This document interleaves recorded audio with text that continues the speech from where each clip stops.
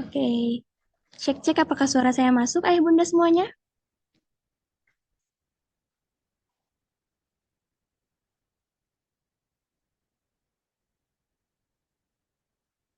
Masuk, alhamdulillah. Oke, kami ucapkan selamat datang kepada ayah bunda yang sudah bergabung di webinar kali ini. Boleh sambil dibuka kameranya, biar kita saling menyapa.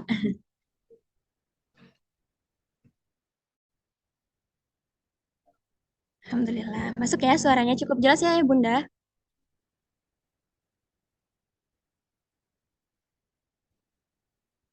Oke, langsung saja kita mulai. Bismillahirrahmanirrahim. Assalamualaikum warahmatullahi wabarakatuh.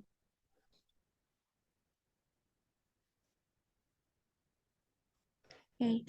Alhamdulillahirabbil alamin wassalatu wassalamu ala asrofil anbiya'i wal mursalin wa ala alihi wa sahbihi ajma'in amma ba'd. Asyhadu an la ilaha illallah wa asyhadu anna Muhammadan abduhu wa rasuluh la nabiyya wa la rasula ba'dah amma ba'd.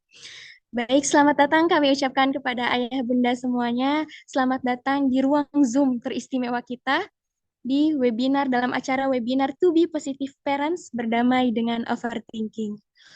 Oke, sebelumnya mohon izin untuk memperkenalkan diri. Saya Risalah Az-Zahra, salah satu mahasiswi STIPI Magziroh.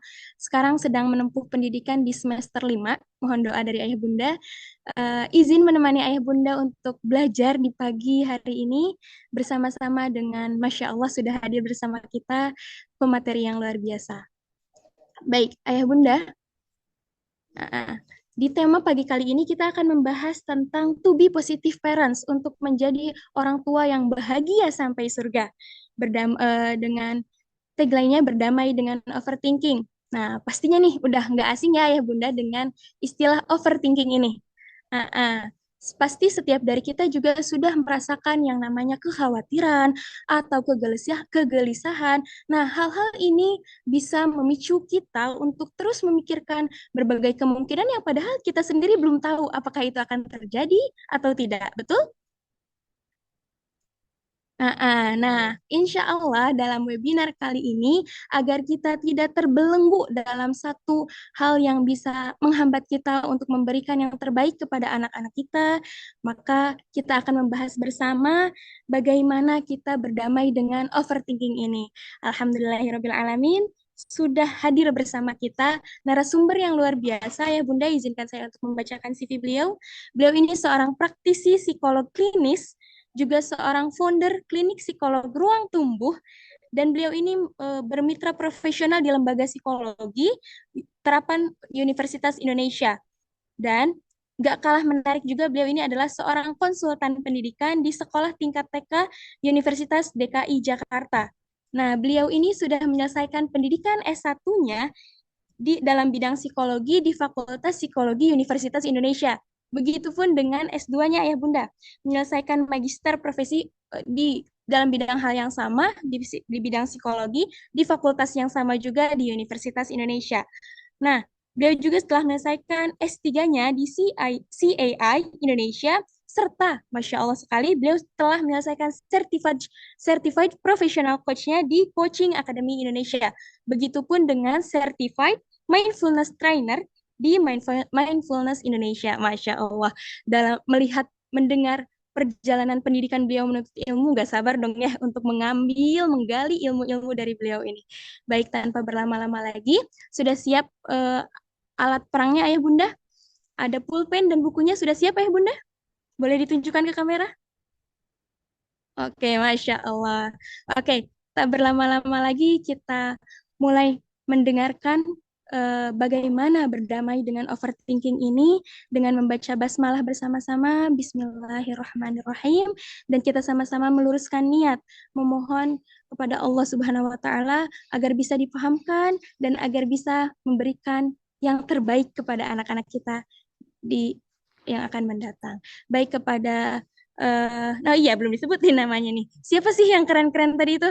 Oke, beliau ini adalah Mbak Irma Gustiana Andriani. Kalau saya stalk Instagramnya sih biasanya akrabnya disapanya sama Mbak Ayang. Betul Mbak Ayang? Masya Betul. Allah. Oke, kita panggil Mbak Ayang aja ini atau gimana nih? Boleh Mbak Ayang, Masya Ustazah. Allah, Mbak Ayang. Baik, Ayah Bunda, kita sama-sama sambut dengan meriah dan mendengarkan dengan seksama materi dari beliau kepada Mbak Ayang Irma. Waktu dan tempat kami persilakan. Baik, terima kasih. Assalamualaikum warahmatullahi wabarakatuh. Waalaikumsalam warahmatullahi wabarakatuh. Selamat pagi, ayah bunda semuanya. Senang sekali saya bisa hadir di sesi parenting ya, webinar parenting pagi hari ini. Kita sama-sama ikhtiar sebagai orang tua untuk bisa terus menjadi orang tua yang baik, yang sehat tentunya untuk anak-anak kita. Tadi saya sudah dikenalkan oleh Ustazah Risalah ya. Jadi saya memang saat ini adalah praktisi di bidang psikologi, khususnya klinis anak dan keluarga, juga menangani kasus-kasus pernikahan dan juga yang terkait dengan kesehatan mental secara umum. Ya, berpraktik aktif saat ini di klinik milik sendiri, di ada di 5 lokasi. Kebetulan juga ada di Bogor. Ya teman-teman, pop-up kliniknya. Insya Allah nanti kapan-kapan kita bisa ketemu. Saya juga adalah ibu dari 2 orang putra. Anak saya yang pertama usianya sudah 20 tahun, ayah bunda, dan yang kedua 17 tahun. Jadi kita sama-sama sekarang sedang membersamai putra dan putri kita supaya mereka juga nanti tumbuh menjadi pribadi, individu dewasa yang pastinya sehat secara fisik maupun juga mental. Saya tidak ingin berlama-lama, mungkin karena waktunya juga singkat ya. Izin untuk share screen kepada ayah bunda semua di sini. Oke. Apakah sudah terlihat? Sudah, Sudah, Ustazah? Mbak. Masya Oke, Allah. baik. Baik, saya diberikan amanah pagi hari ini untuk memberikan sharing yang terkait dengan bagaimana kita sebagai orang tua bisa menjadi orang tua yang mendamaikan diri kita sendiri dan pastinya juga membebaskan diri dari apa yang namanya overthinking ya. Karena overthinking ini sangat rumit sekali dan sangat rentan terhadap masalah-masalah yang berhubungan dengan stres, baik terhadap kita sebagai orang tua maupun juga kepada anak-anak. Ya, teman-teman semua. Oke, ini saya ingin tanya dulu kepada ayah bunda di sini. Ya, apa yang sering membuat ayah bunda itu overthinking sebagai orang tua? Boleh dituliskan di kolom chatnya. Kira-kira apa sih yang membuat ayah bunda ini dalam menjalankan perannya sebagai orang tua ini overthinking nih, berlebihan dalam berpikir tentang anaknya? Silakan, boleh partisipasi aktifnya, ayah bunda, dituliskan di kolom chatnya karena apa yang ayah bunda tuliskan siapa tahu bisa jadi pembelajaran buat kita. Oke, baik. Bunda Una, masa depan anak-anak. Oke, bagaimana yang lain ayah bunda? Pergaulan, baik. Apalagi kalau anak nggak mau makan nanti sakit, baik. Oke. Berita-berita negatif yang gampang diakses. Oke, ya. Jadi ini adalah beberapa hal yang seringkali mungkin membuat orang tua tuh jadi kepikiran ya. Jadi berpikir lebih, ekstra berpikirnya karena kekhawatiran. Nah, sekarang saya tambahkan nih pertanyaannya buat ayah bunda semuanya. Ya, oke. Sekarang mungkin saya mau tanya lagi kepada ayah bunda. Ini sekaligus kita merefleksikan diri kita sebagai orang tua ya, ayah bunda ya. Apa kekhawatiran utama saya saat mengasuh anak? Apakah itu realistis atau hanya dugaan? Nah, jadi ketakutan-ketakutan yang ayah bunda rasakan saat ini terkait dengan anak, itu sifatnya realistis atau hanya menduga-duga saja? Gitu. Kira-kira bagaimana? Tadi sudah disebutkan ya pergaulan, kemudian juga yang terkait sama tadi ada bullying, berita-berita negatif gitu ya. Apakah ini realistis atau masih dalam bentuk dugaan-dugaan saja? Yang orang tua masih kira-kira nih nanti akan menimpa anaknya gitu. Silakan. Gimana ayah bunda? Apakah kekhawatiran ini hanya pikiran negatif saja atau memang ada kemungkinan bisa saja terkena dampaknya kepada anak kita. Bagaimana ya Bunda? Ya, oke. Mungkin nggak apa-apa kalau nggak mau nulis di sini ya, sambil berkegiatan yang lain ya. Oke, tapi ini bisa jadi bahan refleksi. Kemudian, apakah saya lebih fokus ya, sering fokus sama kemungkinan buruk daripada keberhasilan anak? Nah, Ayah Bunda bagaimana? Apakah lebih sering fokus sama kemungkinan-kemungkinan buruk atau keberhasilan anak dalam proses berpikirnya? Ya, ini juga jadi bahan refleksi ayah bunda semuanya.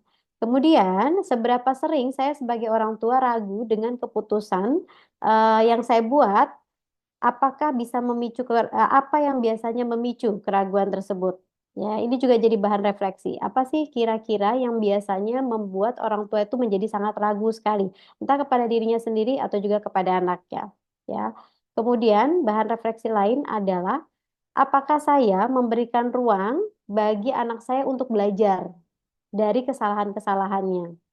Ya, atau saya sebagai orang tua yang terlalu khawatir dan membiarkan mereka untuk mencoba. Jadi beberapa anak memang perlu untuk melakukan kesalahan atau kegagalan sehingga ada efek pembelajarannya.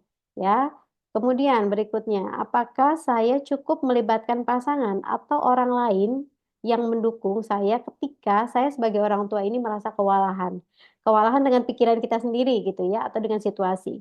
Kemudian, apakah saya bisa membedakan antara kebutuhan anak saya dan ekspektasi yang saya berikan atau tetapkan atau saya tuntut kepada mereka? Nah, ini adalah bahan refleksi kita sebagai orang tua pada saat kita mengasuh anak-anak, karena ini sangat mempengaruhi sekali ayah bunda terhadap bagaimana cara kita berpikir yang berlebihan, sehingga pada akhirnya justru akan menghambat tumbuh kembangnya anak dan juga kesehatan mental kita sebagai orang tua. Kalau kita bicara overthinking, itu adalah bagian yang normal, ya. Saya meyakini ayah bunda semua di sini, ya, yang anaknya mungkin juga sudah remaja seperti anak saya, gitu ya, pasti pernah mengalami yang namanya overthinking, ya. Overthinking ini adalah bagian normal karena otak kita memberikan respon terhadap situasi yang terjadi di luar diri kita, ya. Jadi ini adalah bagian normal dari respon otak ayah bunda terhadap kecemasan atau stres tertentu.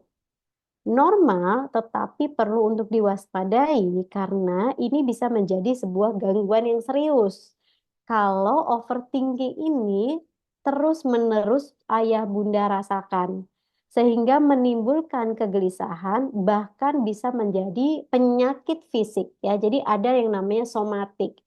Mungkin ayah bunda bisa mengalami gejala stres dan kemudian manifestasinya kepada sakit lambung, kemudian bisa mengalami vertigo, migrain, atau sakit-sakit pada persendian. Ternyata itu juga bagian dari stres yang ayah bunda alami. Ya, jadi kita highlight lagi, overthinking ini normal, tetapi bisa menjadi sebuah gangguan serius ketika ini terus-menerus kebiasaannya ayah bunda terapkan dalam kehidupan sehari-hari ya ayah bunda.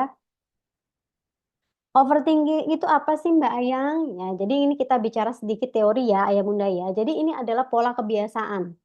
Ya, jadi pola kebiasaan yang terlalu banyak memikirkan sesuatu hal secara berlebihan, berulang-ulang ayah bunda pikirkan ya. Jadi ketakutan yang kadang-kadang tidak realistis yang bahkan kita sendiri tidak tahu apakah nanti terjadi atau tidak.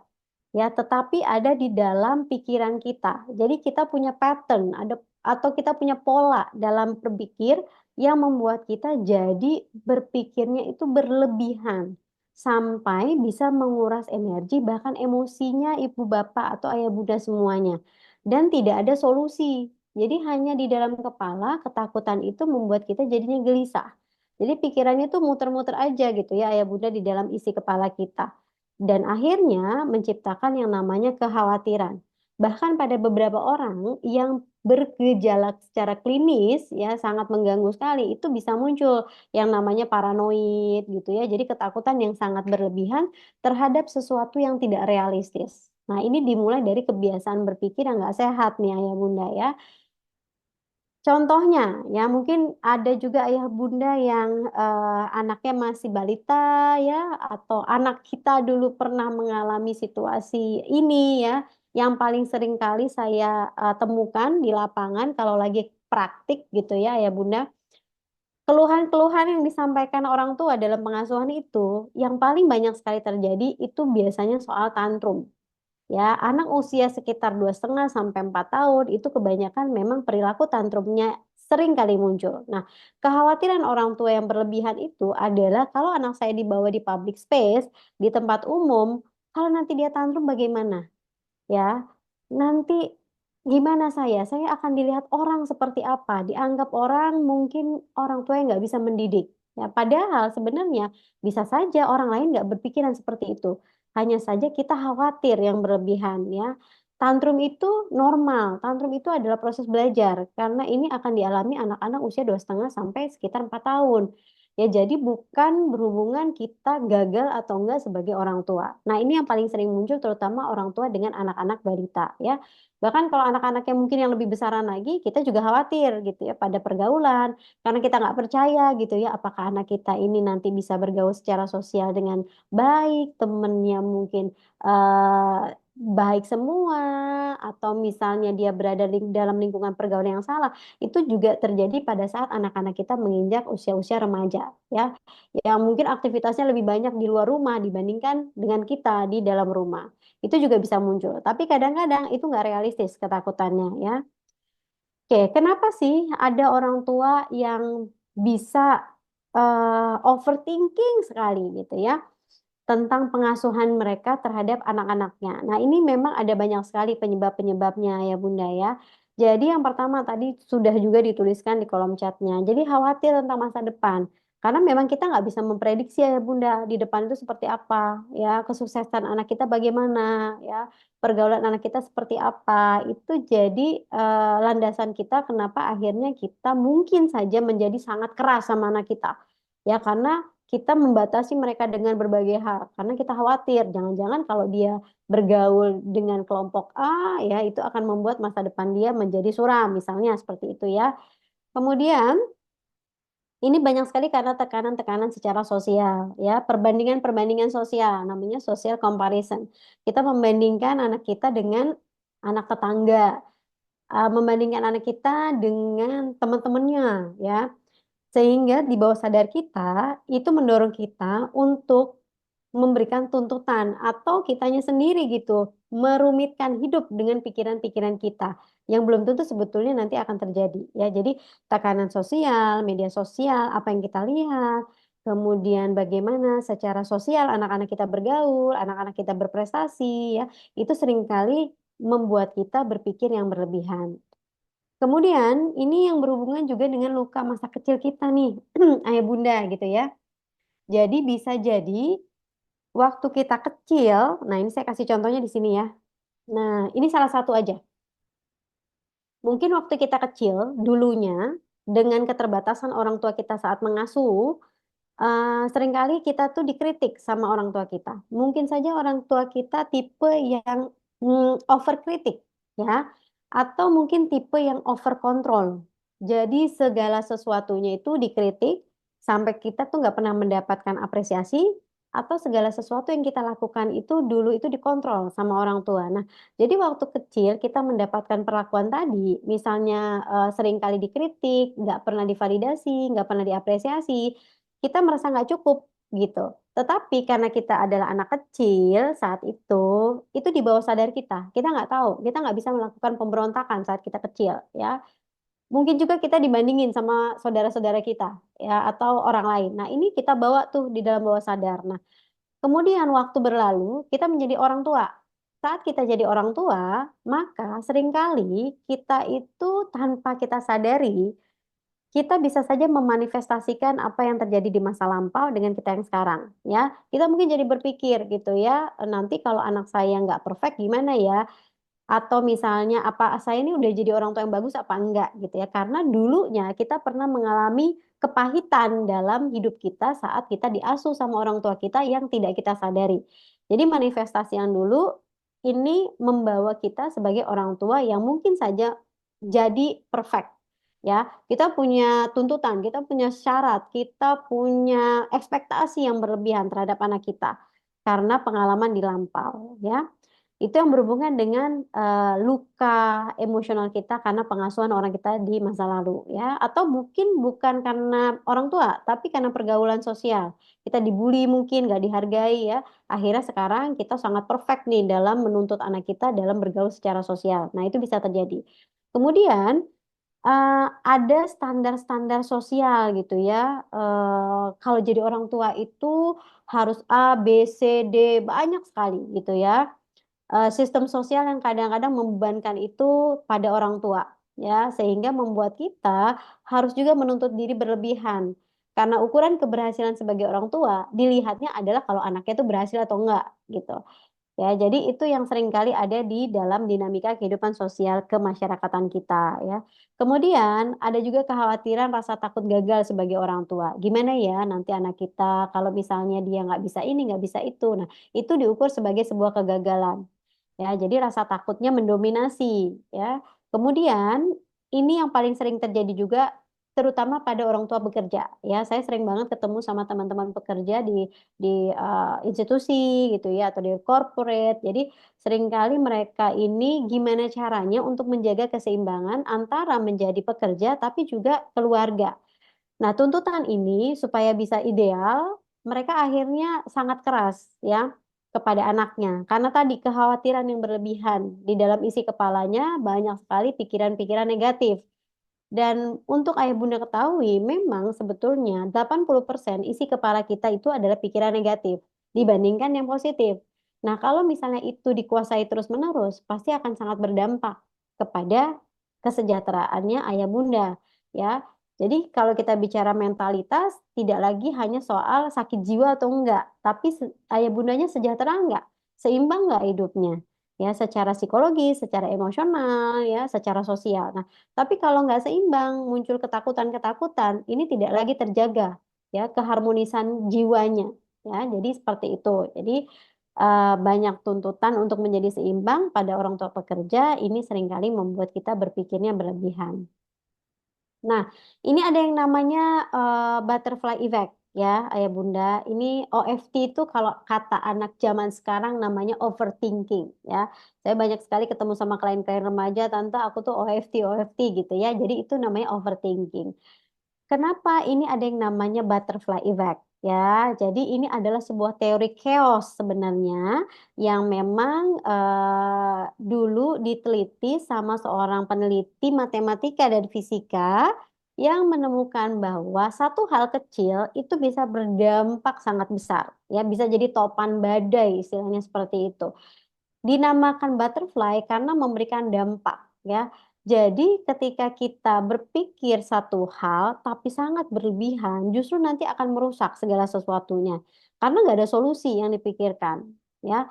Jadi apalagi kalau kita adalah orang tua, ya ayah bunda. Jadi kita itu sama keluarga kita, anggota keluarga itu punya efek.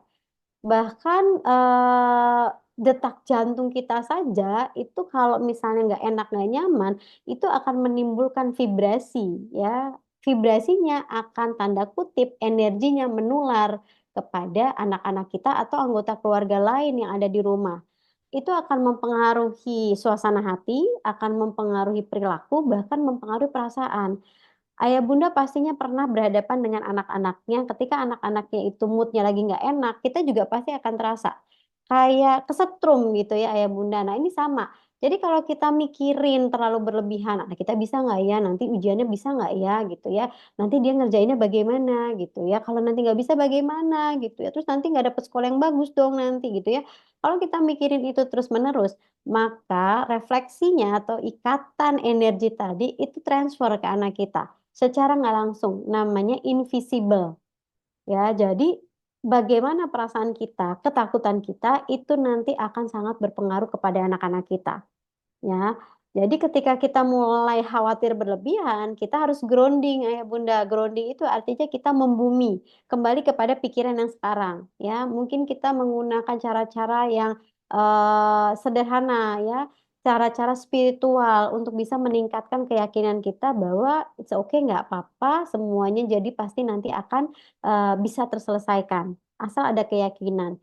Jadi kenapa penting sekali menjaga energi kita, menjaga pikiran kita supaya tidak nular ya energi invisible-nya tadi kepada anak-anak kita atau anggota keluarga lain. Ya, jadi sangat penting sekali. Nah, overthinking ini, ayah bunda, itu ada siklusnya.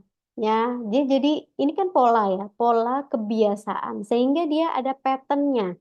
Nah, jadi kalau ayah bundanya itu overthinking, ya, ber apa ya, merasa khawatir yang berlebihan tentang satu aspek saja dalam kehidupan anaknya. Contoh, nanti dia di sekolah pede nggak ya nanti perform, soalnya anak saya kan pemalu gitu ya, jadi kita berpikir gitu, ntar gimana ya, anak saya bisa nggak ya, bisa nggak ya, ya itu awal mula kita berpikir khawatir. Nah, kemudian ketika kita mulai punya kekhawatiran itu dan nggak segera kita counter back dengan pikiran positif, maka ini akan jadi pikiran yang negatif, ya.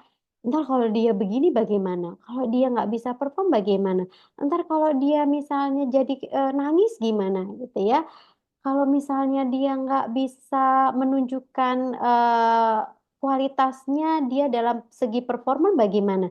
Jadi justru banyak pikiran-pikiran negatif ya. Jadi satu ketakutan membuat orang tua khawatir, kemudian kekhawatirannya berkembang menjadi pikiran negatif. Kemudian, karena kita punya pikiran yang negatif tadi yang menguasai kita, kita jadinya over control gitu sama anak kita. Kita ngontrol dia sangat berlebihan, ya. Jadi misal nih, kalau yang daily, kita jadi ngecekin tuh semua tugas-tugasnya, sudah bisa dia kerjain apa enggak. Ya, kita cek semua apa yang dia lakukan. Kita monitoring dia sangat ketat. Bahkan kalau dalam ilmu psikologi ada yang namanya micromanaging parents. Jadi benar-benar sangat detail sekali mengurusi urusan anak. Ya karena apa? Dia takut. Ya, takut kalau nanti anaknya nggak bisa. Takut nanti mungkin anaknya gagal ya. Bahkan saya banyak sekali ketemu orang tua nih di masa sekarang gitu ya, yang ngerjain PR anaknya. Ya yang apa ya namanya, anaknya harusnya udah bisa sendiri gitu, tapi selalu dibantu sama orang tuanya. Karena apa? Dia takut penilaian orang lain terhadap dia sebagai orang tua dan takut penilaian orang lain terhadap anaknya. Kalau anaknya nggak well perform, ya. Akhirnya mengabaikan tuh ya hal-hal lain yang lebih esensial ya. Jadi dia jadi fokus sangat detail sekali sama anaknya. Pada saat dia ngantor, diteleponin terus pengasuhnya, ya anaknya, ya untuk memastikan bahwa anak-anaknya ini bisa mengerjakan apa yang tadinya dia sudah eh, list gitu ya. Akibatnya apa? Untuk yang lain-lain nggak keurus, termasuk salah satunya merawat dirinya sendiri sebagai orang tua.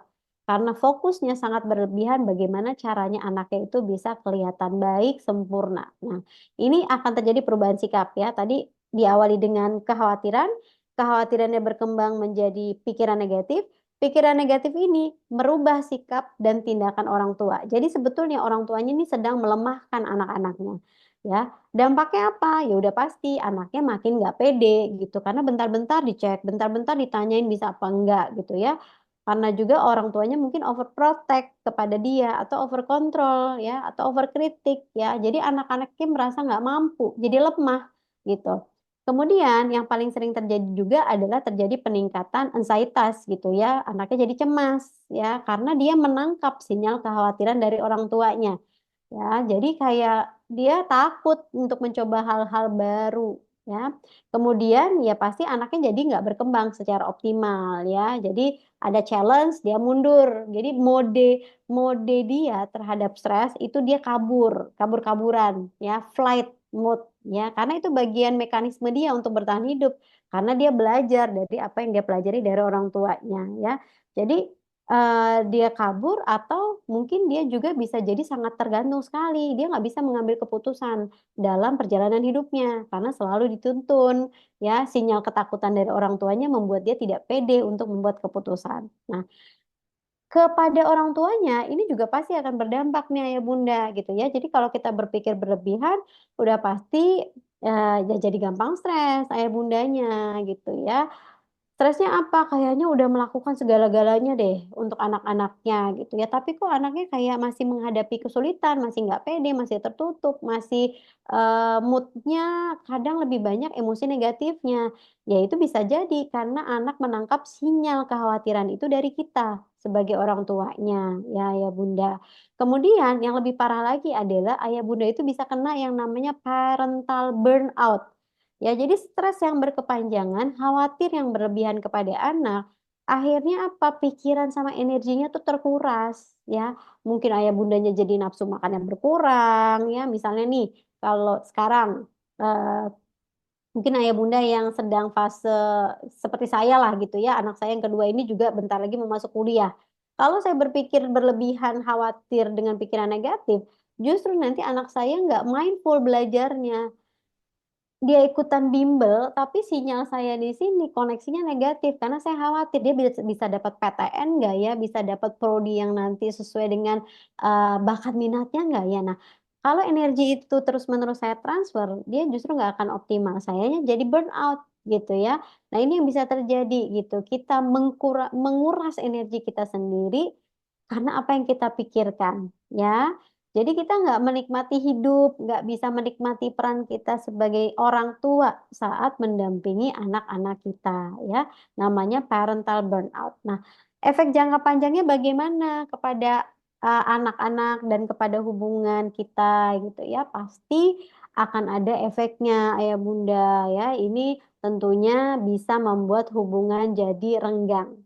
Ya, mungkin waktu anak-anaknya masih kecil, dia masih nggak begitu paham orang tuanya overthinking, orang tuanya controlling, orang tuanya mungkin jadinya micromanaging, mengurusi sedetail mungkin kehidupan pribadinya. Tapi nanti kalau dia sudah beranjak, biasanya di usia-usia remaja. Nah, ini muncul tuh perlawanan dari anaknya, ya. Karena apa? Perilaku orang tua yang overthinking, sikapnya kan jadi berbeda ya. Sehingga ya tadi mungkin dia akan jadi berontak ya, punya jarak emosi. Ya, mungkin satu rumah sama orang tuanya. Tapi karena sebentar-sebentar orang tuanya ngecekin dia gitu ya, kamu udah sholat belum? Kamu udah ngaji belum? Gitu ya.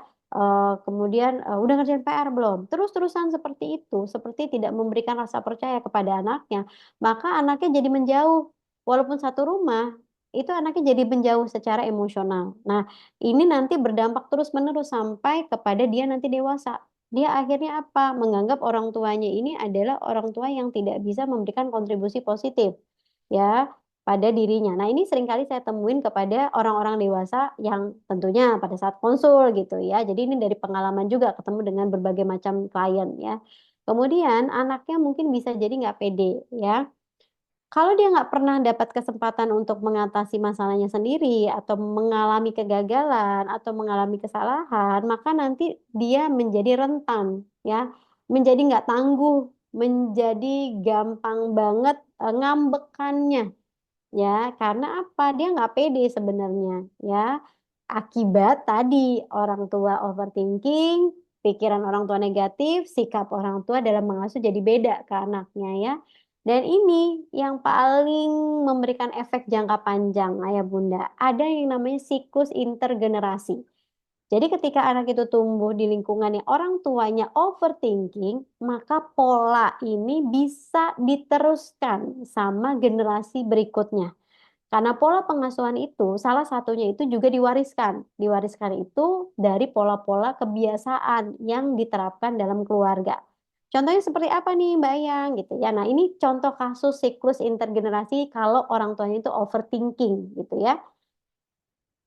Jadi yang pertama, ini generasi pertama ya, misalnya kita ya, kita juga mungkin tumbuh dari orang tua yang overthinking ya. Jadi bentar-bentar panikan gitu ya, bentar-bentar panikan. Sejujurnya gitu ya, saya pribadi, ibu saya adalah orang tua yang overthinking ya. Jadi dia gampang panik, dia gampang stres, gampang cemas ya. Jadi itu energinya sampai sekarang saya sedewasa ini dan beliau sudah lansia ya, itu tentu mempengaruhi saya ya, maka saya harus menjaga. menjaga diri saya, menjaga mental saya. Nah, ini karena saya ada ilmunya, saya belajar. Tapi gimana kalau yang nggak belajar? Nah, gitu ya. Jadi kalau orang tua kita atau kita saat ini tumbuh dari orang tua yang juga penuh kritik gitu ya, karena kekhawatiran orang tua yang berlebihan. Jadi overthinking gitu ya. Jadi ibu yang overthinking juga gitu, butuh waktu lama untuk memutuskan segala sesuatu, mempertimbangkan banyak hal, ya. Takut kalau nanti salah jadi orang tua dalam membuat keputusan, ya. Tapi pertimbangannya banyak, lebih karena kekhawatiran, jadi nggak ada solusi, ya. Kemudian anak kita menyerap pola ini, ya. Dia lihat dari cara-cara kita, kepanikan, ya. Seringkali juga kita mungkin dulu pernah bilang tuh sama anak kita gitu ya, coba pikirin lagi, bener nggak gitu ya, nanti bagaimana gitu ya. Nah si anak gitu ya akan mikir yang sama, gimana ya nanti kalau salah, gimana ya nanti salah. Nah itu bikin dia cemas ya, takut nyoba hal baru. Lalu anak kita nanti punya anak, jadi cucu kita gitu ya. Nah ketika anak kita dewasa, dia bisa saja menerapkan cara berpikir yang sama atau kebiasaan yang sama. Makanya resikonya di layers ketiga kita bisa jadi resikonya lebih berat. Dia mengalami overthinking karena dia dua generasi mengalami pola yang sama. Bayangin kita, cucu kita nanti tinggal di extended family, dia lihat ibunya seperti itu atau ayahnya seperti itu, tapi dia kena paparan juga dari kakek neneknya yang mungkin overthinking. Nah, makanya kenapa biasanya generasi ketiga itu lebih berat resikonya. Ya, kalau tidak ada upaya kita untuk memutus cara berpikir yang lebih positif ya.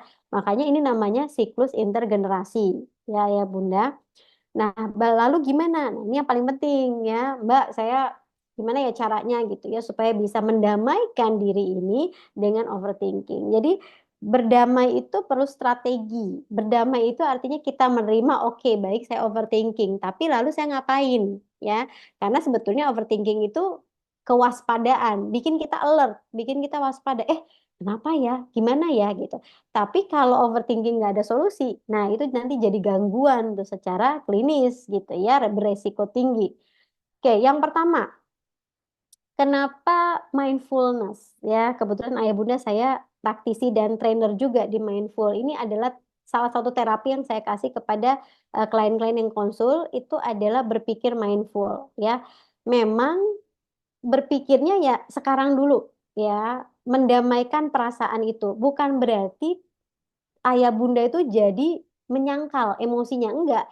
Kalau ayah bunda memang khawatir, itu harus tervalidasi, harus diterima. Saya khawatir nih tentang anak saya. Nah, itu saja adalah sebuah langkah ya. Tapi kemudian tahapan berikutnya adalah berusaha untuk mendamaikan diri. Oke, saya khawatir. Nah, yang kita pandu biasanya mengelola nafas dulu. Ya, jadi tuh Allah tuh baik banget sama kita. Dia kasih kita rongga hidung, ya, paru-paru. Ternyata itu fungsinya adalah untuk membuat kita rileks, ayah bunda, ya. Karena apa? Oksigen yang mengalir dengan teratur itu akan membuat kita menjadi grounding namanya. Pikiran kita nggak jadi mengembara kemana-mana. Pikiran kita nggak jadi loncat-loncatan, ya. Karena kalau kita overthinking di dalam kepala kita ya Bunda itu pop up tuh banyak sekali, ya ketakutan-ketakutan A, B, C bahkan sampai Z. Dan pikirannya mengembara kemana-mana ya. Jadi berkeliaran nih pikiran kita. Nah, sehingga kita harus memasukkan kembali ke dalam pikiran yang positif. Sehingga namanya fokus saat ini. Bukan berarti kita nggak boleh memikirkan yang ke depan, tapi ketika kita fokus sama pikiran yang sekarang, apa solusinya? Bagaimana saya tenang? Ya, ini nanti membuat ayah bunda itu akan lebih mudah mencari jalan keluar yang jernih. Nah, gitu ya. Kalau panduannya banyak ya, ini ada panduan nafas 3 menit, jadi Bunda harus 3 menit ya mengolah nafas atau yang paling singkat 10 detik aja. Bunda ambil jeda waktu 10 detik ya, supaya si pikiran negatif ini nggak menguasai ayah Bunda ya. Kemudian yang berikutnya, kita sudah ambil waktu untuk berpikir gitu ya. Mungkin teman-teman ayah bunda bisa menggunakan kalimat-kalimat yang positif, itu kita reframing pikiran negatif kita ya, ngobrolnya sama diri kita sendiri. Kalau misalnya kitanya khawatir ya, gimana nanti kalau dia nggak bisa ngerjain tugasnya ya, gimana nanti kalau dia nggak bisa ngerjain UAS gitu ya. Nanti minggu depan nih anak-anak kita kan semua ujian akhir sekolah ya. semesteran, gimana nanti kalau dia nggak bisa ngerjain? Kenapa nggak di framing, diubah pikirannya, ya? Kira-kira sebagai orang tua apa yang bisa saya bantu? Ya, atau mungkin kita juga bisa tanya sama anak kita, ya, Kak, gimana persiapannya gitu ya? Atau kita ubah pikiran kita. Daripada bagaimana kalau dia gagal, kita ubah bagaimana kalau nanti dia berhasil, gitu ya. Itu akan lebih menenangkan, ya. Jadi kita harus reframing. Yang bisa merubah ini nggak ada orang lain selain diri kita sendiri, ya.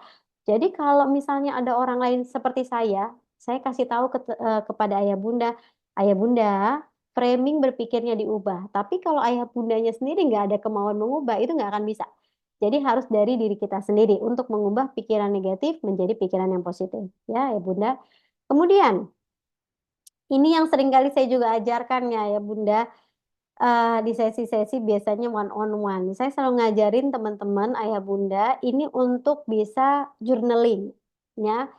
Mungkin beberapa orang kalau dari kecil pernah ya mengalami yang namanya menulis diary. Nah, ini adalah teknik journaling. Seringkali kita saat ini menggunakan handphone, ya ayah bunda ya. Jadi kalau ayah bunda itu ada pikiran negatif, tulis aja di notes, ya. Tulis aja di notes apa yang sebetulnya ayah bunda pikirkan, yang berulang-ulang, ya. Kenapa begitu? Itu adalah sampah emosi. Jadi kalau ayah bunda mikir terus-menerus di situ, itu sampahnya harus dikeluarin. Ketidakamanan itu harus dikeluarin, kecemasan itu harus dikeluarin. Salah satunya yang paling praktis sekali adalah dengan menuliskan, ya. Menuliskan itu kelihatan secara visual. Jadi cukup pakai handphone, ya. Yang bunda bawa kemana-mana, yang ayah bunda bawa kemana-mana. Nggak perlu pakai kertas gitu ya. Kalau pakai kertas panjang itu tekniknya lebih detail lagi, ya. Tapi ini adalah berusaha untuk melepaskan pikiran dari emosi atau pikiran-pikiran negatif, ya. Ini namanya journaling ya, bahkan cuma satu kalimat saja itu sudah journaling kalau itu membuat kita lebih relaxing ya.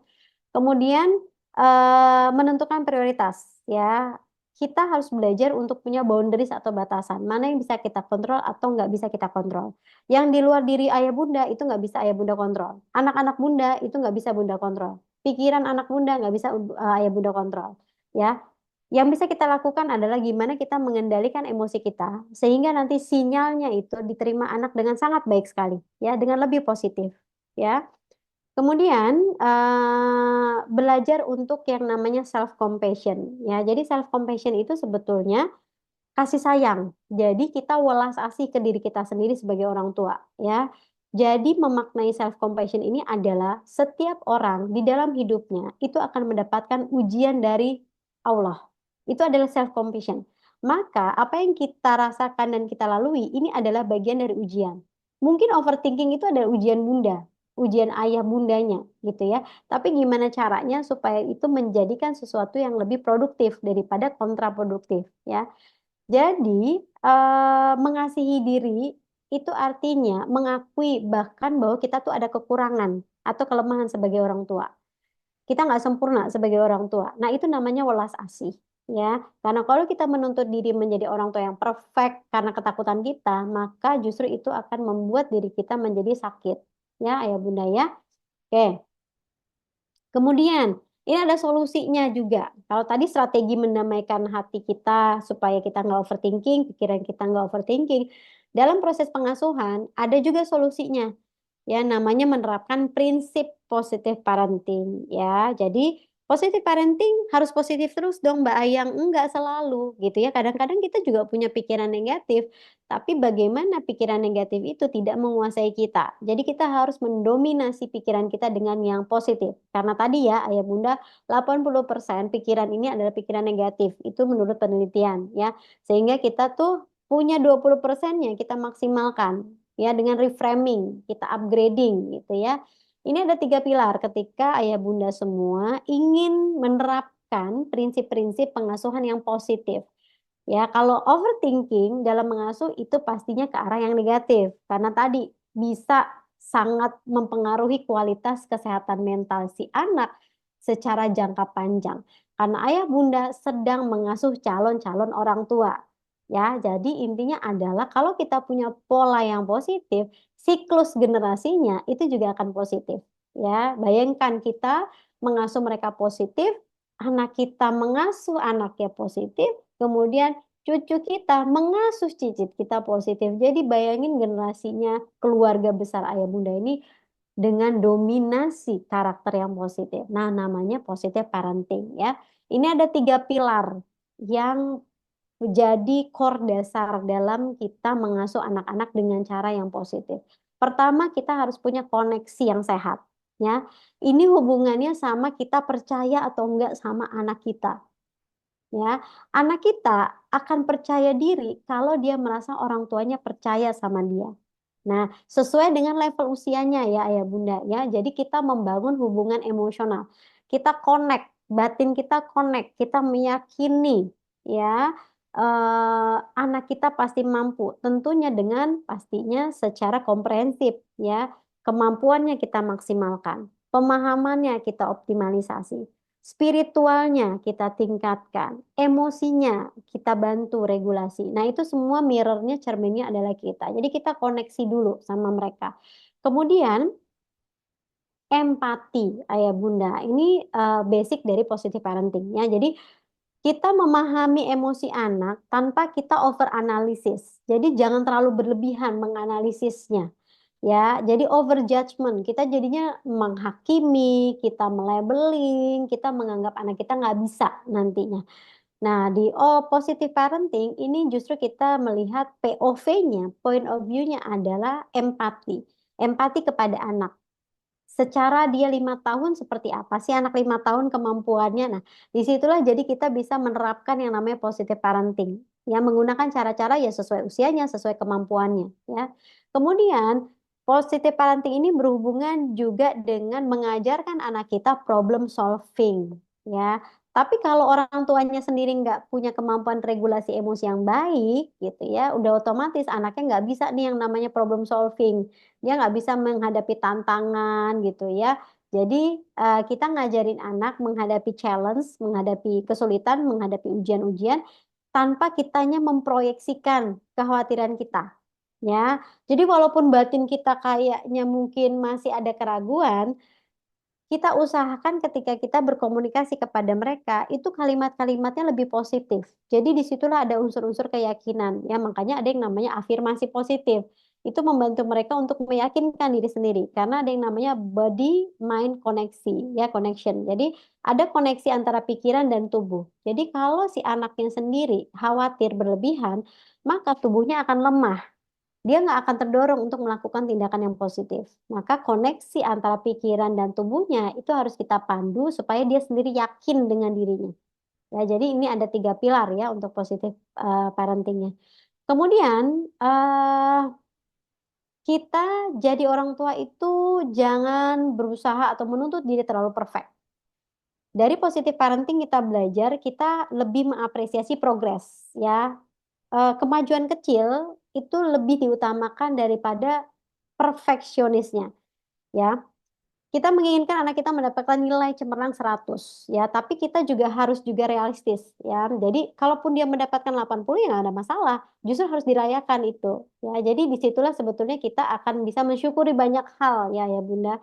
Kemudian positive parenting ini membuat kita jadi punya koneksi ya hubungan emosional yang kuat ya karena orang tuanya oke ini ada kotak overthinking tapi di sini ada kotak di mana saya memahami anak saya secara utuh, saya percaya sama anak saya, saya tingkatkan skill anak saya gitu ya, saya tingkatkan pede anak saya. Jadi hubungannya itu akan lebih hangat ya. Kemudian membangun kepercayaan. Nah ini penting banget ya. Gimana caranya kita bisa trust. Jadi ada keraguan dari orang tua, tapi coba untuk kita eliminir, kita reframing kembali. Kemudian melibatkan anak dalam proses. Kalau kita bicara terkait dengan positif parentingnya, pengasuhan dengan cara yang lebih positif. Jadi kalaupun dia salah, kemudian kita feedback, ya kita reflektif, ya. Setelah itu baru kita cari sama-sama solusinya. Karena kemarin sudah salah, sudah gagal, sekarang kita mau ngapain? Nah ini untuk meminimalisir kekhawatiran orang tua yang sangat berlebihan di episode berikutnya dalam pengalaman perjalanan hidupnya yang berikutnya gitu ya. Ada banyak ya, entah itu pergaulan sosial, akademik, non akademik ya, bahkan relasi dia dengan saudaranya. Nah, ini harus ada feedback terus-menerus ya. Kemudian menumbuhkan empati. Intinya adalah orang tua berusaha menjadi orang tua yang mau terbuka dan mendengarkan, ya. Ketika kita mendengarkan anak kita dengan cerita-ceritanya gitu ya, walaupun dia di batin kita khawatir banget gitu ya dengan apa yang dia ceritakan nanti bagaimana gitu ya, kita berusaha untuk mindful tadi ya, berusaha untuk tidak berpikir yang sangat jauh, sangat berlebihan ya, karena itu nggak akan jadi solusi.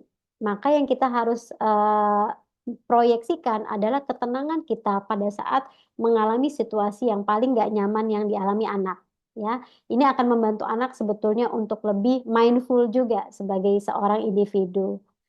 Oke, ini ada sedikit gitu ya, saya sempat mencari juga gitu ya, koneksinya seperti apa ya. Di sini ada di dalam surat Al Imran dikatakan bahwa cukuplah Allah menjadi penolong kami dan dia adalah sebaik-baiknya pelindung. Ya, jadi kalau overthinkingnya itu lagi datang nih teman-teman gitu ya ayah bunda, kita tuh diingatkan bahwa ya segala sesuatu tuh sekarang kembali kepada Allah gitu ya. Ikhtiar kita sebagai orang tua adalah jangan sampai saya menjadi orang tua yang overthinking dan itu akan mengganggu fungsi tumbuh kembang anak saya ya yang kemudian itu bisa ditransfer ke generasi berikutnya. Oke, maka ini yang terakhir dari saya, Ayah Bunda, menjadi orang tua yang positif itu adalah tentang hadir sepenuhnya dengan penuh cinta dan kasih sayang, menerima ketidaksempurnaan kita sebagai orang tua dan menerima ketidaksempurnaan seorang anak juga, dan mempercayai semua proses milestone-nya, ya. Lalu kemudian kita berusaha untuk mendamaikan diri kita sendiri, ya, dengan si overthinking ini, dengan pikiran-pikiran yang sangat berlebihan. Berarti ayah bunda harus fokus sama relasi, fokus sama fokus sama hubungan yang hangat, fokus sama solusi, ya, bukan hanya berpikir ketakutan itu terus-menerus secara berulang, karena tidak ada yang sempurna dalam hal ini. Jadi yang paling penting adalah orang tua menyadari dan kemudian melakukan perbaikan supaya semua anggota keluarga ini tumbuh sehat sejahtera dan menjadi orang tua yang lebih baik lagi ya daripada kita pastinya. Baik, ayah bunda semuanya, demikian yang bisa saya sampaikan di proses belajar kita pagi hari ini. Mudah-mudahan apa yang tadi saya sampaikan bisa mendapatkan manfaatnya dan dapat insight juga dan bisa diterapkan dalam proses pengasuhan ayah bunda seterusnya dan pastinya sebagai individu mandiri sudah dewasa ini kita pun juga bisa memberikan contoh yang baik untuk anak-anak kita.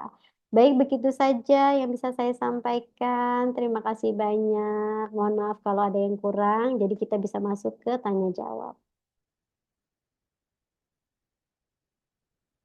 Saya kembalikan kepada Ustazah moderator.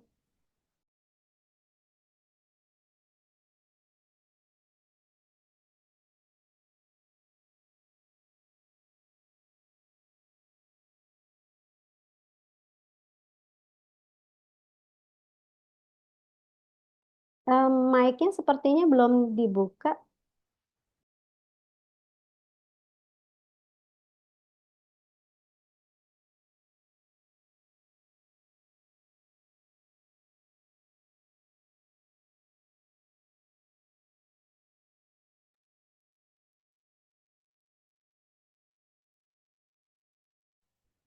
Oke, ini apakah ke moderator dulu atau bagaimana?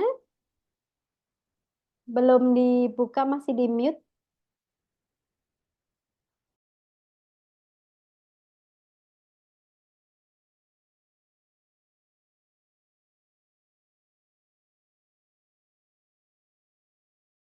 Halo, Mbak moderator, host. Masih di mute itunya. Apa ada kesalahan ini ya? Teknis?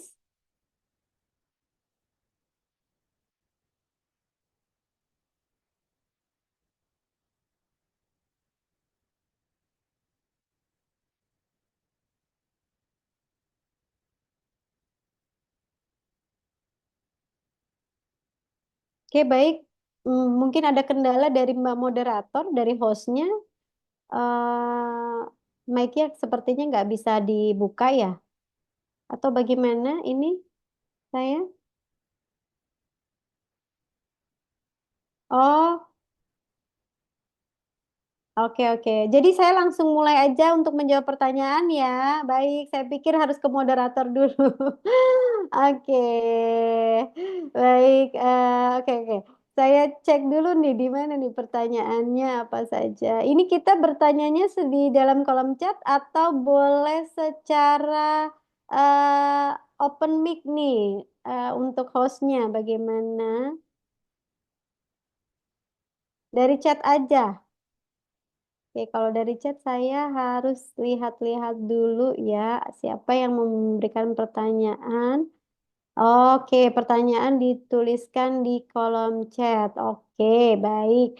Ini ada pertanyaan, bagaimana penanganan ketika terjadi hal-hal yang ternyata di luar Nah nih ya, oke di luar ekspektasi ditemui oleh anak. Misalnya di Ponpes, anak justru mengenal kata-kata kasar, kata-kata kotor, dan mendapat ancaman dari teman-temannya agar tidak cerita kepada ustadznya. Oke, baik. Ayah Bunda, bullying ini masuknya dalam kategori juga klasternya bullying ya, karena anak mendapatkan ancaman gitu dari teman sebaya.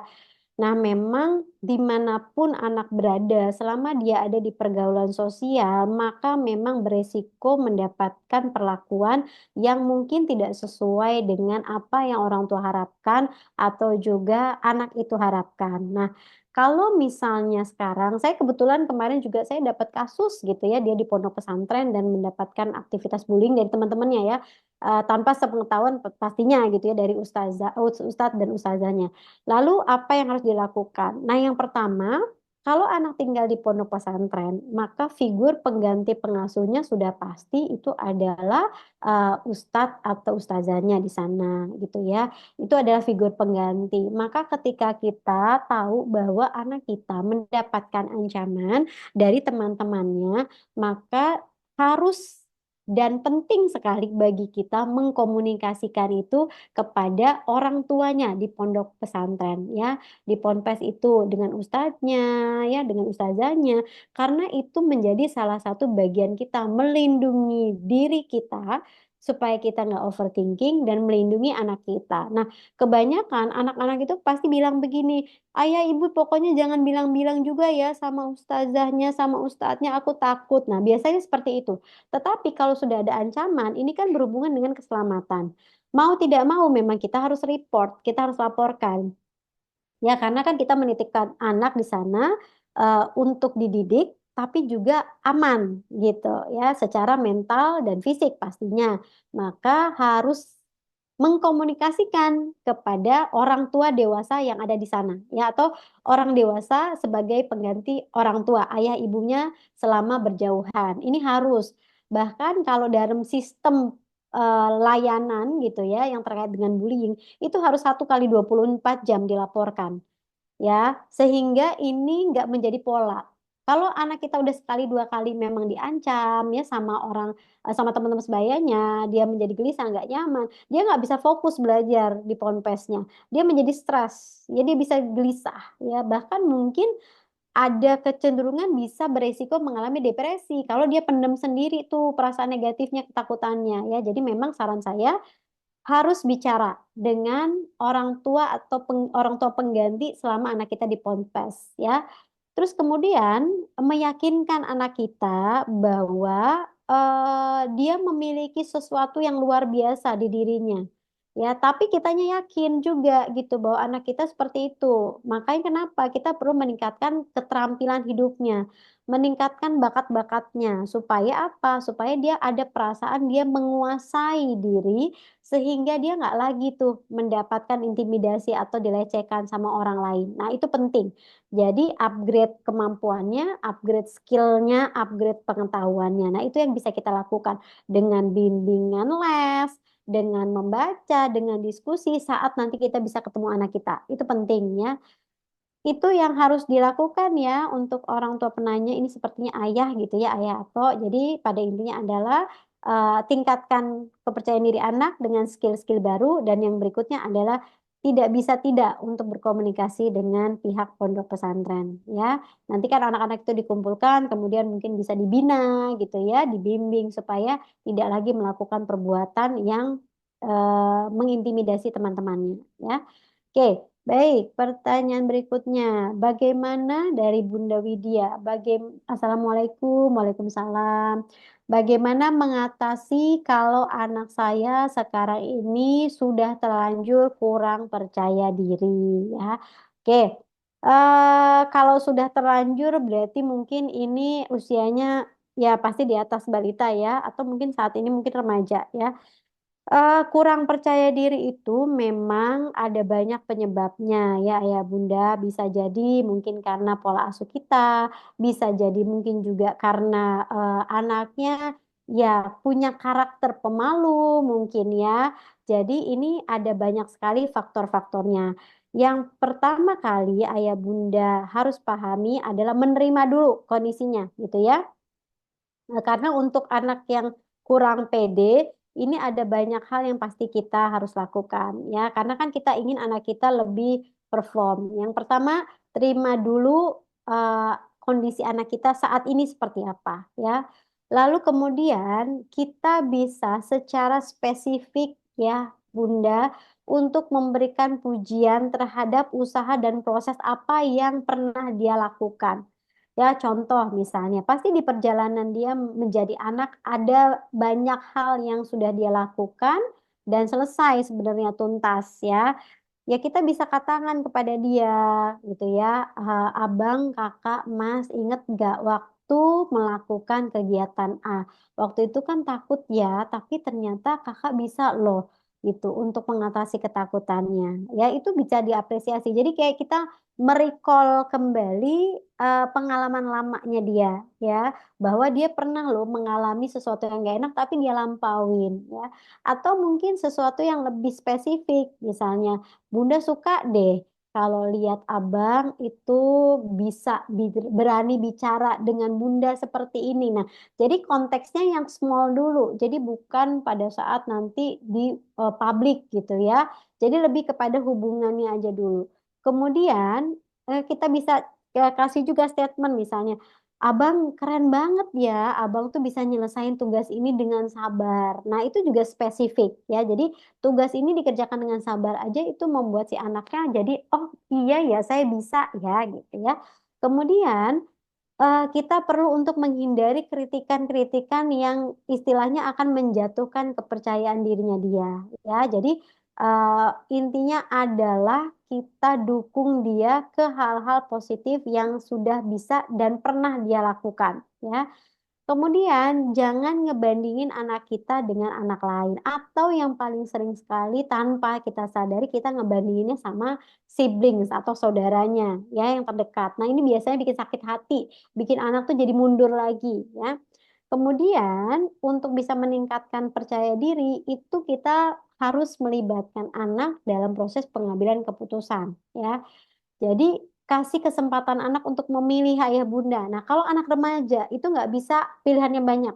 Jadi ayah bunda tuh harus yang A atau B. Kakak mau ini atau mau ini. Nah, itu remaja tuh harus seperti itu ya. Usia 8 tahun ke atas memang pilihannya harus dikotomi ya.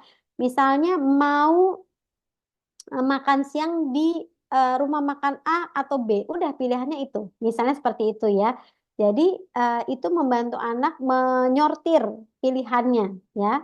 Kemudian kasih tantangan yang sesuai sama usia. Kenapa anak nggak pede? Mungkin karena dia melihat tantangan ini nggak sesuai gitu dengan kapasitasnya ya. Jadi dia keburu takut duluan gitu. Atau mungkin karenanya kita overthinking sebagai orang tua, anaknya nangkep tuh sinyal itu. Sehingga untuk di-challenge, untuk dikasih tantangan, dianya udah mundur duluan ya. Kemudian ini ajarkan anaknya untuk self-talk ya. Jadi eh, anak diajarkan untuk mengafirmasi dirinya sendiri. Misalnya dia bilang, aku nggak bisa bun, gitu kan. Coba sekarang diganti kalimatnya bang, gitu ya. Aku bisa pelan-pelan, gitu ya. Jadi itu yang kita coba bantu. Jadi frame berpikir dia yang negatif, kita ubah menjadi lebih positif ya. Kemudian yang tadi saya sudah sebutkan, temukan kekuatan dirinya tuh apa ya. Makanya kenapa kita harus eksplorasi bakat-bakatnya apa. Nah, itu menolong dia tuh untuk percaya diri. Dan yang pasti kita jadi contoh bagi anak untuk bisa pede juga. Jadi kalau orang tuanya tipikal yang nggak pede, maka anak akan menangkap sinyal nggak pedenya. Jadi ya perlu jadi orang tua yang percaya diri ya Bunda untuk bisa memaksimalkan kepercayaan diri anak. Gitu. Jadi kurang lebih seperti itu ya, Bunda Widya. Oke. Nanti saya tolong diinformasikan juga kalau waktunya sudah mau habis ya, host ya. Oke. Siap, Bu. Baik. Ini ada pertanyaan dari Bunda Dian. Izin bertanya bagaimana cara mencegah anak mengidolakan, oke, artis K-pop. Nah, ini K-popers nih kayaknya ya, karena pengaruh teman-temannya. Baik, Ayah Bunda, apapun sekarang yang dilihat sama anak-anak kita di media sosial, itu secara langsung, tidak langsung, disadari atau tidak, itu pasti mempengaruhi anak-anak kita, ya. Jadi anak-anak kita tuh tahu K-pop dari mana sih? Dari apa yang dilihat di medsos gitu kan. Nah sekarang nggak cuman K-pop aja sebetulnya. Banyak hal-hal lain juga yang dipengaruhi gitu dari media sosial atau dari pertemanan. Nah ini yang ini saya melihat sepertinya ini mungkin anaknya remaja gitu ya. Pertama kalau ayah bunda nanti bertemu gitu ya dengan anaknya ya pada saat mungkin ada jadwal ketemuan ya, cari tahu dulu ya ke anak itu apa sih yang dia lihat, kenapa sih dia bisa suka, kenapa dia berminat, kenapa dia tertarik gitu ya. Karena apa si anak itu terus-menerus ngomongin si K-pop gitu kan? Karena pasti ada yang menarik dari K-pop itu. Sehingga kok itu jadi sesuatu yang dibicarakan gitu ya, didiskusikan gitu. Kenapa jadi sangat menarik? Nah, kita sebagai orang tua sebelum nanti ketemu sama anak kita juga, kita mungkin juga spill-spill cari tahu gitu ayah bunda gitu ya, cari-cari tahu tentang fenomena K-pop ini gimana sih? Kenapa kok jadi menarik banget buat anak-anak? Oh, mungkin karena lagunya, oh mungkin karena gayanya, oh mungkin cara berpakaiannya atau apa? Ya, kita cari tahu dulu ya. Supaya anak kita tuh nanti nggak terpengaruh. Jadi kita udah punya informasi dulu ya. Saat ketemu ajak anak bicara. Kenapa dia suka K-pop? Ya, karena musiknya, tariknya, gayanya, atau karena memang ya mungkin kalau anak perempuan mengidolakan yang perempuan mungkin karena cantiknya. Nah, bisa jadi. Nah, kalau mengidolakan karena cantiknya si K-popers berarti ya kita framingnya apa? Merawat diri gitu kan. Kakak kalau mau seperti itu berarti harus merawat diri nih, mandinya yang rajin gitu ya. Terus kemudian coba rambutnya ditata, disisir. Nah, itu kita bisa masuk dari angle itu ya. Kalau kita bisa paham itu, lebih mudah kan mengarahkannya tanpa terkesan ngelarang-larang gitu ya, atau memaksa dia untuk enggak sama sekali. Justru kalau dia sembunyi-sembunyi karena dia takut sama kita, nah itu yang bahaya ya. Oke, kemudian boleh aja kita tawarkan alternatif yang menarik gitu ya. Kalau misalnya K-pop itu juga identik sama tarian, ya dance. Ya sudah gitu ya, mungkin kita bisa carikan aktivitas yang memiliki kemiripan. Mungkin itu seni, olahraga gitu ya, atau kegiatan kreatif lainnya ya. Ini bisa membuat anak juga punya bakat yang terlatih gitu ya, atau minat yang terlatih juga. Kemudian tetap kita setiap keluarga itu punya values-nya masing-masing ya. Kita filter ajarin anak itu dari norma-norma atau nilai-nilai keluarga kita ya. Jadi kita diskusikan sama dia realitanya sama industri hiburan K-pop tuh kayak gimana sih gitu ya. Itu kita jadikan bahan diskusi. Kenapa kok dia bisa jadi K-pop yang dikenal sedunia misalnya? Ya karena dia kerja keras, Kak. Nah, di keluarga kita juga ada nih, ya, kita memang kalau ingin sesuatu kita harus kerja keras. Jadi, apa yang dia lihat, kita coba masukkan ke unsur yang berhubungan dengan values keluarga kita, ya, yang berhubungan sama nilai keluarga, keagamaan, budaya lokal kita di Indonesia, sama identitas. Jadi, nggak apa-apa dia melihat, tapi dia tidak mengikuti pola-pola negatif yang nggak sesuai sama nilai-nilai keluarga, ya. Kemudian pastinya kita mencoba untuk ya karena ini di Ponpes ya nggak deket sama kita, ya kita tetap lah ya pada saat ketemu kita ajarkan kepada dia bagaimana caranya memilih teman yang ternyata memberikan manfaat atau misalnya ternyata ada teman yang mungkin ya baiknya kamu menjaga diri gitu ya dari pertemanan seperti ini gitu. Nah, itu juga harus kita sampaikan ya. Dan yang terakhir ya pastinya kita kan inginnya anak kita punya idolanya adalah orang tuanya ya. Jadi ya kita Jadilah orang tua yang bisa diteladani anak, sehingga anak nggak melihat idola-idola itu selalu dari luar, tapi justru dari dalam keluarga itu sendiri. Nah, ini yang bisa orang tua lakukan kepada anaknya yang saat ini mungkin terpengaruh sama yang namanya K-popers gitu ya. Jadi kurang lebih seperti itu ya. Oke. Bagaimana tips ini dari Bunda Widya? Bagaimana tips menghadapi orang lain yang overthinking? Oke, apakah dengan mengajarkan mindful harus ke psikolog? Jadi, Bunda, mindfulness itu adalah prinsip ya, prinsip yang bisa menjadi sarana terapeutik. Jadi, konsep berpikir di mana kita fokusnya adalah pada saat ini, perasaan saat ini, pikiran saat ini, ya, momennya saat ini. Tidak harus ke psikolog untuk melatih diri. Ya, pertama mungkin bisa mengedukasi diri dengan bacaan, mempraktikkan yang namanya mindfulness itu dengan belajar untuk teknik bernafas. Ya, jadi saat pikiran kita kemana-mana, mengembara, ya, loncat-loncatan pikiran kita, ya, itu yang paling penting adalah tarik nafas, buang nafas dulu. Kemudian kita connect sama pikiran yang saat ini dulu. Ya, jadi nggak kemana-mana pikirannya ya. Nah, ngadepin orang tua, orang lain yang overthinking, ya kita kasih tahu gitu ya. Pertama, itu hanya ketakutanmu saja. Nah, itu harus dikasih tahu tuh. Ketakutanmu yang berlebihan. Cek lagi, itu sebetulnya realistis nggak ketakutannya? Ya, terus kemudian coba deh ya untuk berpikir yang saat ini ya. Saat ini seperti apa? Apakah betul apa yang kamu takutkan terjadi, akan terjadi gitu ya? Dan yang pasti kita menuntun dia untuk berserah diri ya. Artinya dia udah tiar, kemudian berserah diri. Nah, itu penting. Jadi itu yang bisa Bunda ajarkan ya kepada teman-temannya atau seseorang yang Bunda lihat ini kok orangnya overthinking sekali ya.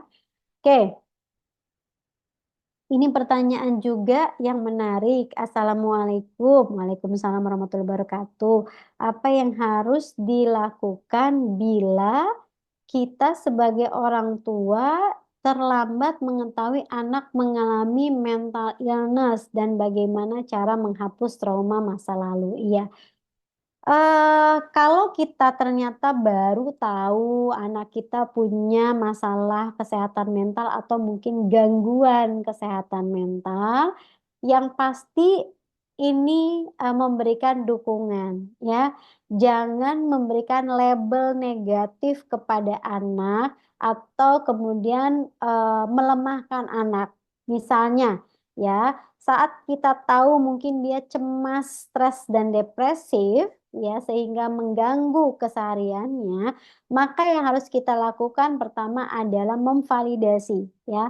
Artinya kita bisa bilang sama anak kita ya, eh, sayang gitu ya, ibu lihat kamu sedang sedih sekali ya. Perasaan itu wajar kok kamu alami. Ibu juga pernah mengalami perasaan nggak enak, depresi, tidak tenang ya selama berhari-hari. Ya, itu memvalidasi, ya, merefleksikan bahwa kita paham. Yang berikutnya adalah kasih dukungan. Kasih dukungan itu dimulai dari menawarkan diri untuk bantuan. Ada nggak yang bisa ayah ibu lakukan untuk membantu kamu supaya lebih nyaman, enak dan tenang dengan apa yang kamu alami? Ya, kalau misalnya dia bilang enggak, saya sendiri nggak tahu, bingung. Nah, kasih pilihan. Apakah kamu mau ibu ada di sini menemani, ataukah kamu ingin ibu memeluk kamu? Nah, itu kasih pilihan, ya.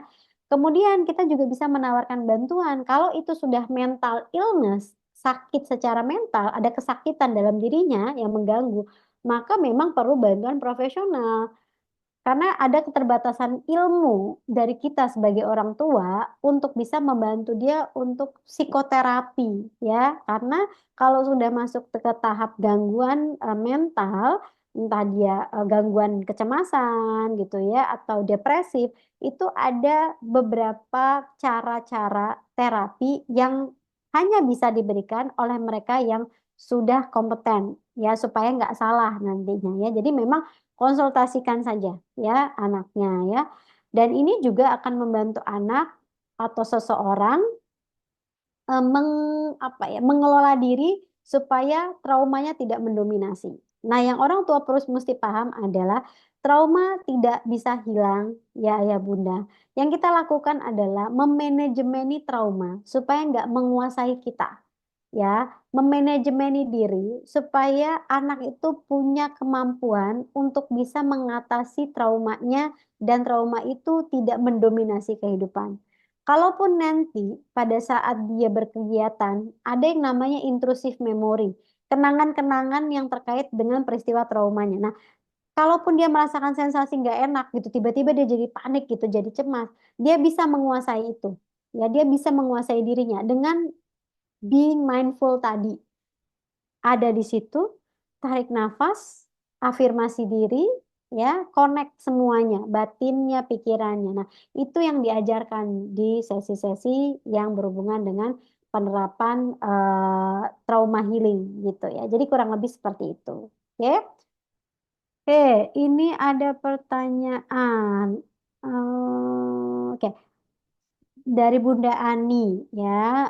Assalamualaikum, Waalaikumsalam warahmatullahi wabarakatuh. Anak remaja usia 21 tahun baru menyadari bahwa anak mengalami masalah kesehatan mental. Baik, ini remaja putri. Namun saat ini anaknya tidak mau sama sekali bercerita apa-apa yang dialami dan tidak mau diajak ke profesional ataupun didatangkan ke rumah. Malah mengancam tidak ya. Sekarang untuk diajak apa tuh bicara pun sangat susah. Oke, baik Bunda Ani. Jadi eh kalau situasinya ini anaknya remaja akhir ya. Jadi anak remaja itu sampai sekitar usia 23 tahun. Jadi kalau di remaja akhir ini atau menjelang dewasa awal, dia sudah memiliki eh, kemauannya sendiri, ya, pikirannya sendiri. Seringkali itu lebih kuat, ya. Kenapa si anak ini kok nggak mau diajak bicara atau mungkin nggak mau diajak untuk ke profesional? Bisa jadi dia masih punya ketakutan, ya. Ketakutannya apa? Bisa jadi ketakutan dijudge, ya, ketakutan dinilai lemah, ya, atau ketakutan mungkin saja mendapatkan diagnosa tertentu. Nah, itu yang membuat anaknya menjadi mungkin masih belum mau ketemu sama profesional, ya. Itu kita semua harus pahami di situ, ya, karena ini situasinya memang mungkin berat, ya, karena ada bisa jadi ada trauma, ya. Kemudian fokus sama pendekatan yang non konfrontatif ya. Jangan maksa cerita dulu atau langsung menyarankan dia ketemu sama profesional ya. Ini akan membuat dia juga semakin menutup diri ya. Kasih ruang aja dulu, nggak apa-apa kalau kakak belum mau bicara atau belum mau ketemu sama orang yang lebih kompeten ya untuk diajak bercerita atau konseling ya. Nggak apa-apa ya. Tapi kalau kakak mau cerita, Bunda ada di sini ingin mendengarkan kakak ya, tanpa Bunda hakimi, tanpa Bunda label ya. Kakak mau cerita ke Bunda aja itu sesuatu yang sangat luar biasa ya. Kemudian yang berikutnya adalah kasih validasi atau empati ya. Misal kita bisa bilang sama anak kita, misalnya dia tetap nih nggak mau ngomong nggak apa-apa, tapi kita coba validasi aja. Misalnya ayah bunda tahu kakak mungkin sedang mengalami hari-hari yang berat gitu ya.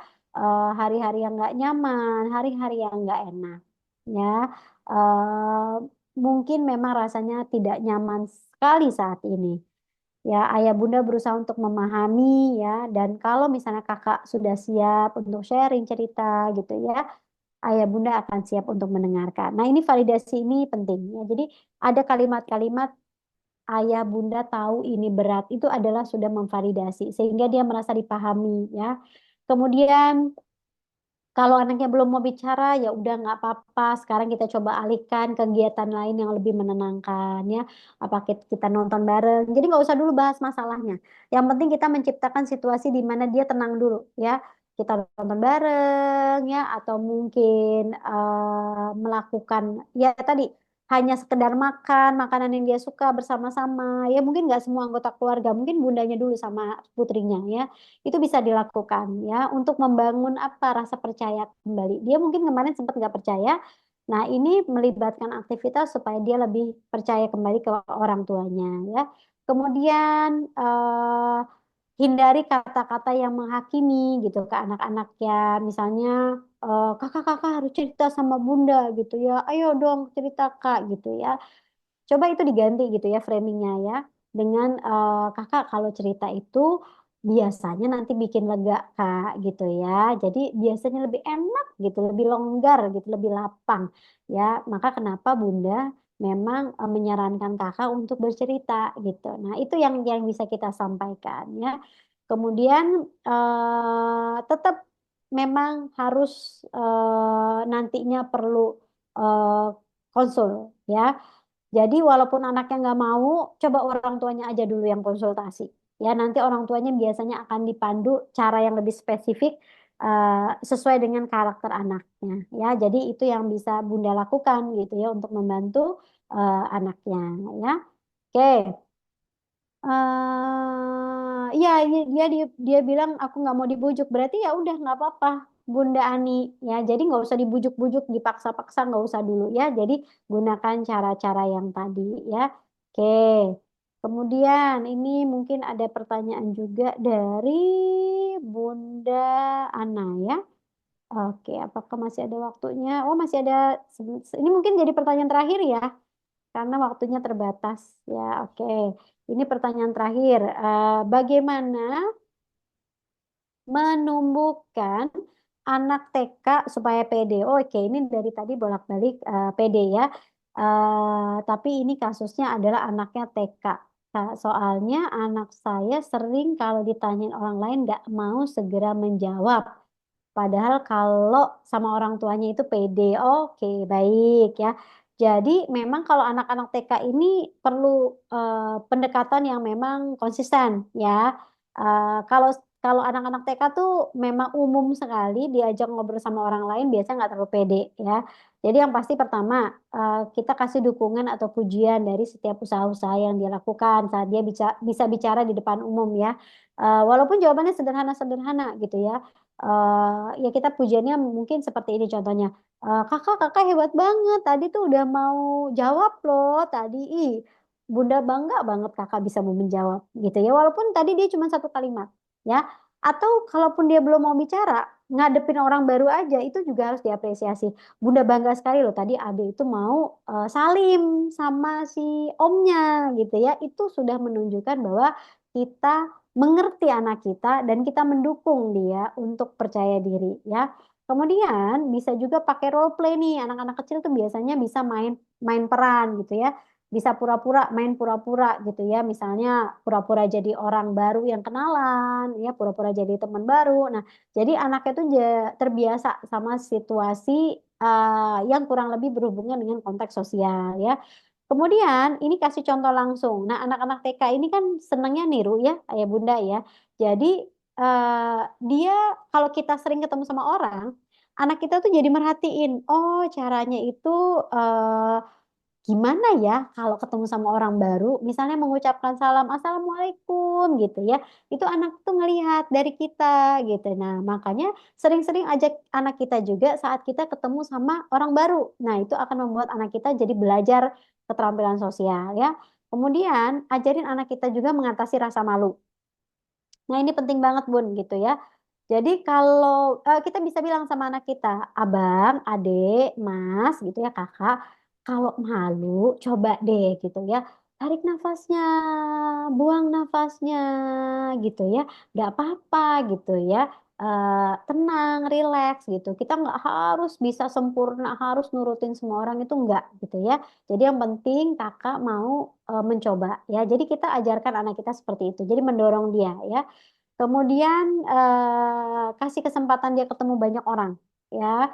Karena kalau dia nggak ada kesempatan ya dia nggak belajar Bun untuk ketemu gimana sih caranya interaksi gitu ya dengan lingkungan sosial.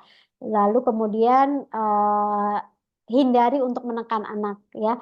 Jangan maksa anaknya kalau anaknya belum siap untuk ngobrol sama orang lain atau menyapa orang lain ya.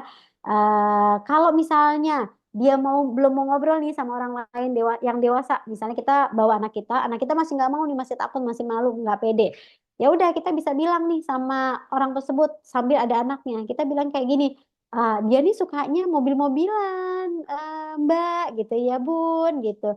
Ya kan Kak, Kakak suka mobil-mobilan kan gitu. Nah, itu sebetulnya bisa jadi satu cara ya. Gimana caranya supaya ketemu sama orang baru itu lebih rileks gitu ya. Jadi kurang lebih seperti itu. Pokoknya cari tahu juga penyebabnya apa. Kalaupun memang Mas sudah dicoba nih beberapa hal yang tadi saya sampaikan, anaknya masih belum bisa menunjukkan PD-nya kalau ketemu orang baru, saya rasa perlu untuk bisa dicek aja gitu ya, konsultasi lebih lanjut dengan psikolog klinis anak dan keluarga. Jadi kurang lebih seperti itu.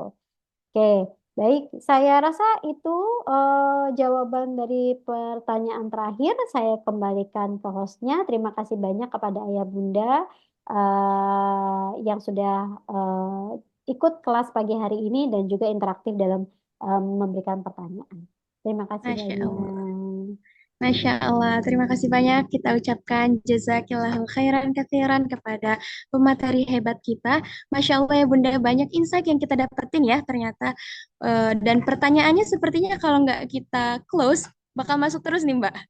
Bahkan sampai ada yang bertanya, kalau mau konsultasi lebih lanjut dengan narasumber bisa lewat mana nih? Bisa lewat Instagram mungkin ya Mbak ya? Oh Ada di... iya, kalau mau konsul bisa menghubungi klinik saya. Klinik saya kalau di Instagram itu namanya Ruang Tumbuh ya. Masya Ada di Allah. Bintaro, ada di Bogor juga pop-up kliniknya. Atau mungkin bisa ke Instagram saya. Tadi ada Instagram saya di situ @ayangirma. Silakan Ayah Bunda nanti saya arahkan.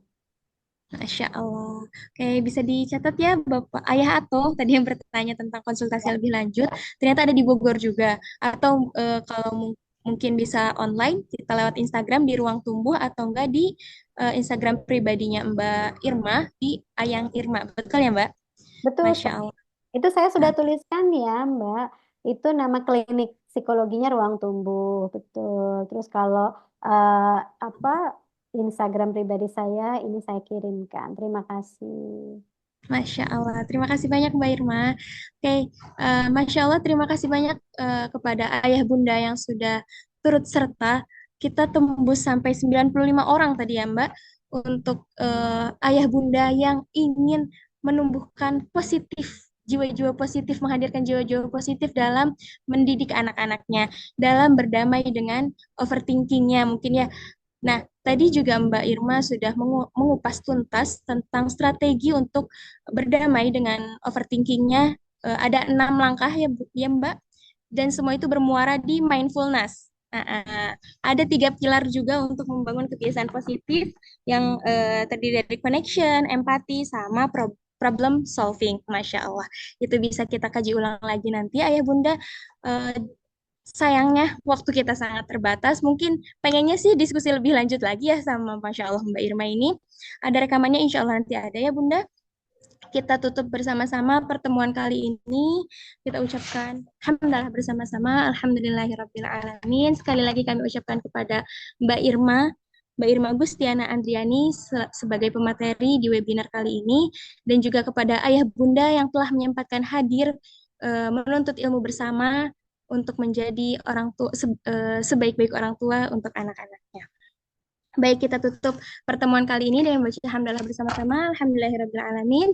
Dan doa kafaratul majelis. Subhanakallahumma wa bihamdika. Asyhadu an la ilaha illa anta. Astagfiruka wa atubu ilaik. Sebelum itu, mari kita abadikan momen terbaik kita hari ini ya Bunda. Boleh dibuka kameranya. Kita akan mengambil foto bersama. Oke, Masya Allah. Oke, Masya Allah sudah banyak yang membuka. Oke, sebentar ya Bunda.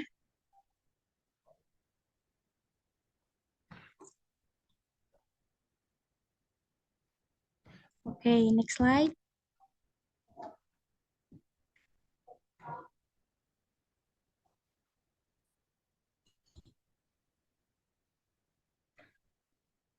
Baik, alhamdulillahirrabbilalamin. Berakhirlah sampailah kita di penghujung acara. Izinkan saya untuk membacakan pantun. Jalan-jalan ke Cikini, pulangnya mampir beli bakwan. Terima kasih sudah hadir di webinar hari ini. Semoga bermanfaat dan menambah pengetahuan. Semoga ilmunya bermanfaat, Ayah Bunda. Salam untuk keluarga di rumah. Sampai jumpa di webinar-webinar berikutnya. Saya Risalah Azahra pamit undur diri. Wassalamualaikum warahmatullahi wabarakatuh.